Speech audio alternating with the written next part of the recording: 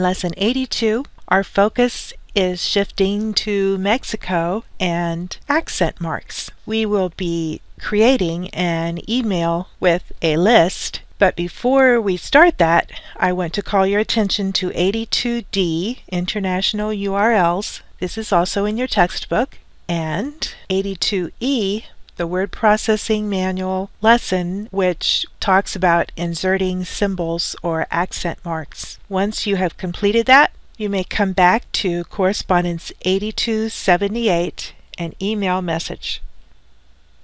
I'm going to pull up the checklist. And as we begin, remember that this is an email message. We do not need to press enter 5 times at the beginning of the document. We can begin typing right away. After the greeting, press enter 2 times. Then we're going to type the paragraph single-spaced, blocked at the left, with 1 blank line between paragraphs. When you complete the first 2 paragraphs and are ready for the list, you're going to press enter 2 times so that you have a blank line. Then come up to the paragraph group, click the bullet command, use the default indentions, and type Lyon, France, 1 space, and then you're going to type the URL. Press enter once. So next we have Reims. After the last item in the list, we will press enter once and then once again to end the list, and then one more time to insert the blank line before the last paragraph.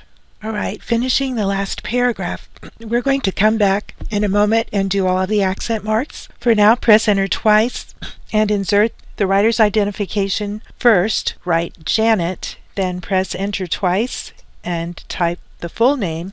Press enter 1 time and then the information at the beginning of this document. Then don't press enter again after the phone number. That is the end of the document. We're going to go back and insert the accent marks. In Nuremberg, select the U, go to the Insert tab, and in the Symbols group, it happens to appear right here in the frequently used symbols. So click the U with the umlaut. Then we're moving down to the last paragraph, the cities with accents that we need to insert. Torreón, select the O, and let's see if we have the symbol. Here we go, suggested the O with the accent to the right. I don't know how to pronounce all of these, but my Spanish rules would say it's Querétaro. So let's select the E after the first R and check our menu here. Here's the E with the accent to the right.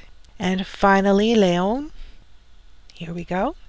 Now, just to explore the other options available under Symbol, if you click More Symbols, you have a whole menu here.